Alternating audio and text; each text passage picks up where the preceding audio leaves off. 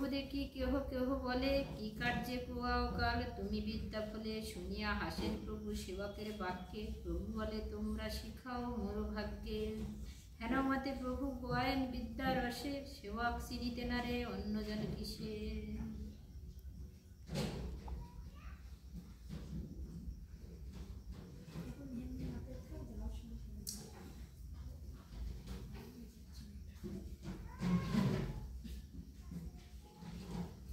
মহাপ্রভুর সময় বলছে সেই সময় তার কিছু কিছু ভক্ত ছিলেন, এবার সেবকগণ ছিলেন।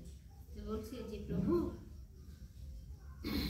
যে তুমি কি কার্যে এইভাবে তুমি কাল অতিবাহিত করছো, কিন্তু বলছে শুদ্ধ যে ভক্তি ধর্ম বলছে এটা জগতে প্রকাশিত করবার জন্য বলছে সাধারণ জগতের বিদ্যাও প্রয়োজন আছে।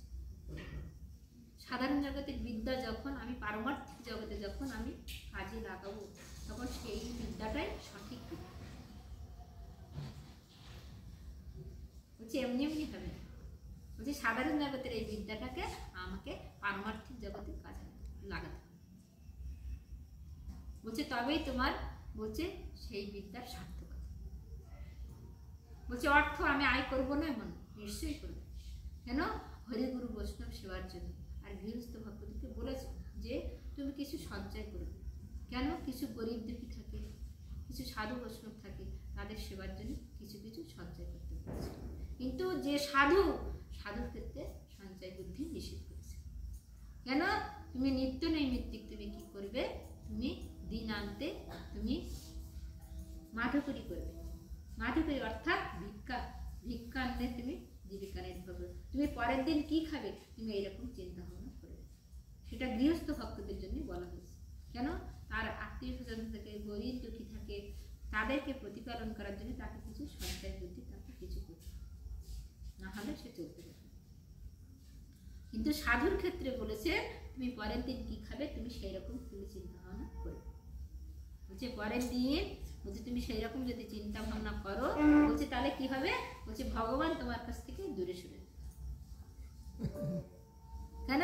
তুমি ভগবানের চিন্তা করতে আসলে এবারে এখন চিন্তা করতেছো কিভাবে অর্থ উপার্জন করা। তুমি নিতে আসলে কি? তুমি সোনা নিতে আসলো,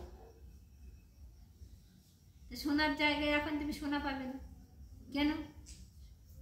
গৌর সোনার প্রতি তো তোমার বিশ্বাস নেই। তাহলে সেখানে সোনার পরিবর্তে তুমি কি পাবে? তুমি আসলে সোনা নিতে, সোনা তো পাবে না, তুমি পেছনে চলে যাবে। এক পা কোথায় তুমি আগিয়ে যাবে, এবার তুমি 5 পা পিছিয়ে যাবে। তার মানে আধ্যাত্মিক রাজ্য থেকে গুরু গৌরী ভগবানের কাছ থেকে তুমি দূরে সরে যাবে। আমি যদি 1 পা আগিয়ে যাই তাহলে আমি সোনা পাবো, কিন্তু সোনার কাছে তো আমি আসছি, কিন্তু সোনার প্রতি তো আমার বিশ্বাস নেই। হরি বল। বিশ্বাস কি আছে? যদি বলেন যে দিদি তোমার কি আছে, না আমারও সঠিক বিশ্বাস নেই।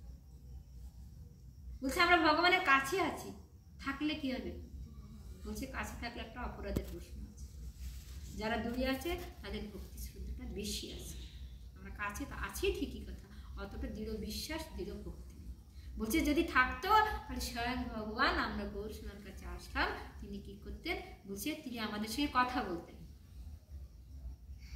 বলতেন না? নিশ্চয়ই বলছে আমাদের মনটা কুটিনাটিতে ভরা। তাহলে তিনি আমাদের সঙ্গে কিভাবে কথা বলবেন? যেমন একটা রান্না আমি করলে দেখা যাচ্ছে সেখানে 5 রকম জিনিসের প্রয়োজন। সেটা সুস্বাদু হলো কিনা, গুরু বৈষ্ণব ভগবানের খেয়ে সেটা সুখ হলো কিনা, সেটা আমি কি করে বুঝবো? তাহলে সব জিনিস সমান পরিমাণে দিতে হবে, দিলে তাতে সেটা সুস্বাদু হবে। যদি সমান পরিমাণে যদি না দেয় তাহলে সেটা খেতে ভালো হবে। তাহলে বলছে রান্নাটাও বলছে ভগবানের একটা খুব সুখের জিনিস, তার আস্বাদনের জিনিস। তো তিনি কি সরাসরি আমাদেরকে বলবেন না? বলছে ভক্তমুখী ভগবান সবসময় আহার করে। সেবাটা সেই রান্নাটা সুস্বাদু হলো কিনা সেটা কিভাবে বুঝবেন? যে ভক্তের মুখে তিনি, তাই এক একজন ভক্ত তো নাই, মহাপুরুষ বলছে কোটি কোটি অনন্ত কোটি ভক্তবৃন্দ, অনন্ত কোটি পার্শ্ব, যে 1-2 জন তো নয়। জোর মধ্যে বলছে কোটি কোটি ভক্তের মধ্যে মাত্র 3.5 জন ভক্তকে তিনি নির্বাচন করেছেন। 3.5 জন হচ্ছে অন্তরঙ্গ ভক্ত, আর সব বহিরঙ্গ। সেই 3.5 জন ভক্ত কারা? যে রায় রামানন্দ, স্বরূপ দামোদর, সিখি মাইতি আর মাধবী দেবী। 3 জন, মাত্র 3.5 জন।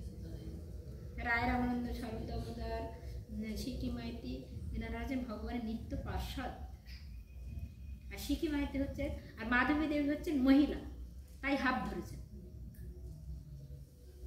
তাহলে বহু বহু কোটি কোটি ভক্ত আছে, কিন্তু মাত্র